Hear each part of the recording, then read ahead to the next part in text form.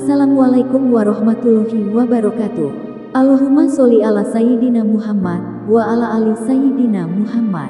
Pemirsa yang dirahmati Allah, marilah kita simak ceramah dari Kiai Haji Abdullah bin Nastiar dengan tema "Inilah harta yang tidak akan habis pahala dan manfaatnya". Sebelumnya marilah kita perbanyak sholawat minimal 1000 kali sehari, agar hidup kita penuh barokah dan mendapatkan syafaat kelak. Jangan lupa berikan dukungan kepada channel kami dengan memberikan super thanks seikhlasnya. Marilah kita doakan semoga Agim sekeluarga dan para penonton YouTube ini diberikan kesehatan dan diberikan kebahagiaan dunia dan akhirat. Amin ya robbal alamin. Tidak ada? Bapak mau bertanya? Terima kasih. Silakan.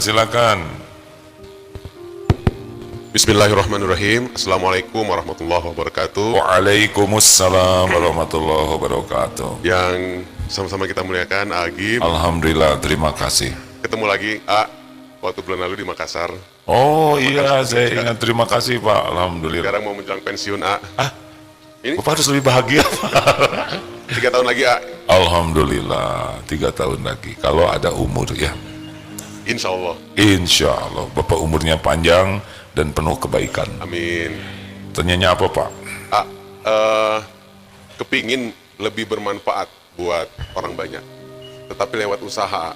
Ini kan kemarin 2 hari itu kita pelatihan.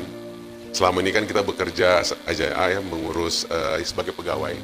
Kemudian kita diperkenalkan usaha-usaha gitu ya. Ada ya, sebutlah ada laundry, ada ternak segala macam ya. Tetapi kemudian bagi kami, saya pribadi terbesit bagaimana caranya lebih bermanfaat saja yang banyak untuk banyak orang kan gitu. Karena satu trainer itu mengatakan jangan dipikirkan usahanya, tapi coba berpikir bagaimana untuk lebih bermanfaat bagi orang banyak. Nah, otomatis Allah mudahkan. Cari mohon tipsnya untuk istiqomah ke sana. Terima kasih. Assalamualaikum warahmatullahi wabarakatuh. Waalaikumsalam. Jadi dalam Islam, khairun nas anfa'uhum linnas. Sebaik-baik manusia yang memberikan kontribusi terbesar. Jadi kalau kita banyak uang, gak ada apa-apanya Pak. Baru penunggu, makai juga belum, ya kan? Banyak tabungan, gak ada apa-apanya sama sekali. Tapi ketika kita mulai, kan rezeki itu 3, yang dimakan jadi kotoran, yang dipakai jadi usang, dan yang dinafkahkan di jalan Allah. Jadi niatkan Pak, mau apa banyak uang, gak ada apa-apanya uang itu. Yang ada apa-apanya itu, uangnya bermanfaat. Menjemputnya, kalau uang itu 2 Pak, menjemputnya dengan niat dan cara yang benar, ketika sudah dititipi oleh Allah, distribusi dengan cara yang benar. Sebetulnya Pak, kalau kita meninggal, boleh dimatikan lampu sorotnya, itu yang bilang, nah sebetulnya Ibu tidak menyadari nyala, nggak apa-apa Bu. Jadi lupa saya ngomong apa tadi ya? Sebetulnya apa? Beneran tolong saya. Saya ngomong apa tadi sebetulnya? Oh, distribusi ya. Menjemputnya dengan niat dan cara yang benar, udah dapat poin tuh Pak. Jadi ibadah. Berapa saja yang Allah kasih terserah Allah. Karena yang menentukan jumlah, waktu, tempat, lapang, sempit, dikasih, diambil adalah Allah Pak. Buat kita bukan itu yang terpenting.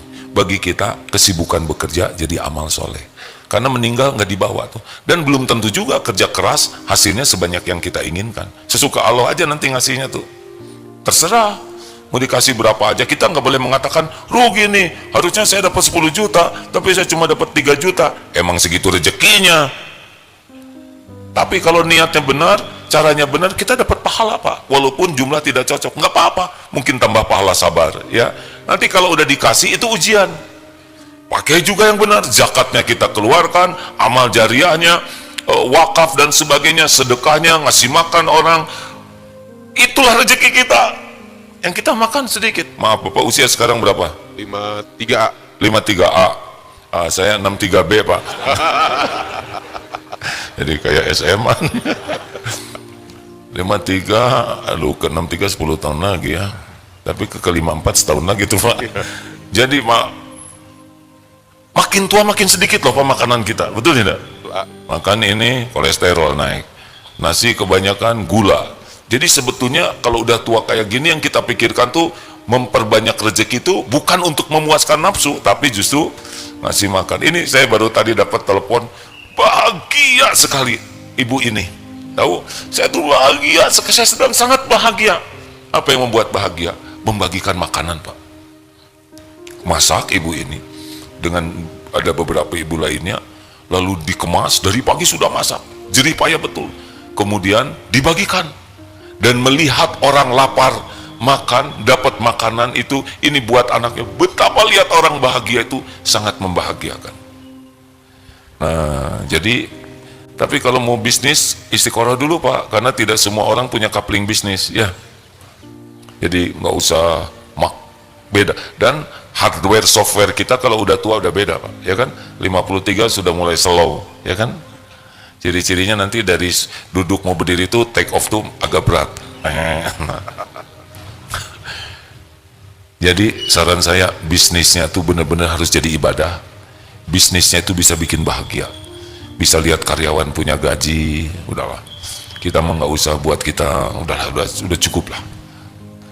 Apa sih buat kita, ya kan? Justru kita jadi jalan bagi yang lain, itu yang bikin bahagia. Nih, beli mikrofon ini nih. Setiap azan dapat pahala. Beliaunya nggak azan, hanya ngasih ini Pak. Setiap imam sholat dapat pahala yang sedekah ini. Ini saya ceramah nih, beliau dapat pahala. Itulah hebatnya harta. Nanti ketika kita meninggal, cabut nyawa, meninggal aja. Udah berhenti kita beramal, tapi langsung aktif pahala terusan. Apa coba? Harta. Amal jariah. Jadi yang pertama aktif tuh harta yang nolong kita tuh. Baru ilmu yang manfaat, baru anak soleh yang mendoakan. Ayo beli mikrofon yang banyak. Apa aja, lihat ini kurang, beli, lihat. Apalagi kalau Bapak nanti sumber air ya, kalau dulu tolong di masjid kami kurang air, udah nggak usah apa-apa, jual motor, ya dari saya. Bayangkan, tiap wudhu, tiap minum, tiap dipakai oleh binatang, dipakai oleh pohon, ngalir terus itu. Sedekah sumur air itu udah banyak kisahnya. Orang-orang yang sulit sembuh sakit ya, coba itu. Bahkan ada nih seseorang ibu-ibu yang anaknya diuji sakit yang betul-betul langka. Suatu saat tanya, kira-kira saya harus gimana? Yang saya dapat ilmunya, ibu coba cari sedekah mata air. Kalau nggak mata air, sumur air. Beliau cari, qadarullah sembuh. Padahal kans untuk sembuhnya hanya setengah, karena sakitnya langka sekali. Sampai menteri sebuah negara itu mensyukuri. Nah, syariatnya mata air atau sumber air, bor. Udah jebet-jebet aja. Mana qasat sodaqotun min mal, tidak akan berkurang harta dengan sedekah.